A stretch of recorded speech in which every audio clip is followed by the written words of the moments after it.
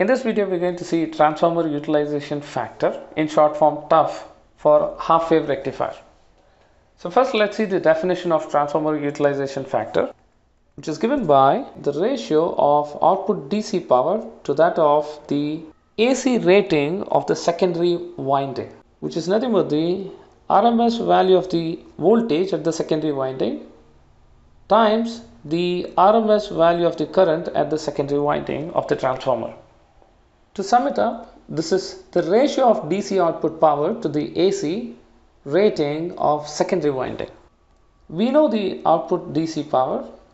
We have seen even in the previous video where we discussed efficiency of half-wave rectifier, which is given by VDC times IDC, which is written as IDC square times RL, the load resistance.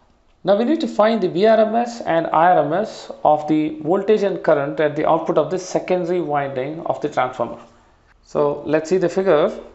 The voltage at the secondary winding is the input voltage we talked about, which is present in both the half cycles, positive and negative, whereas the current was present only in the first half cycle and it was 0 in the second half cycle. This is current. Vrms of the voltage of a full sinusoid wave is Vm over square root 2. Coming to current, the Irms, which we found in the previous videos, that is Im over 2, as this is only a half wave. As we have the output DC power represented in terms of current, so let's write even the Vrms in terms of the current. We know Vm is given by Im times Rf plus RL, and of course it's divided by square root 2. Now we know what is Vrms and Irms, so let's substitute and find what is transformer utilization factor for half-wave rectifier. TUF is equal to IDC square times RL over Vrms, which is Im by square root 2 times Rf plus RL times Irms, which is Im by 2, and let me put that Rf plus RL here. We know IDC is equal to Im by pi.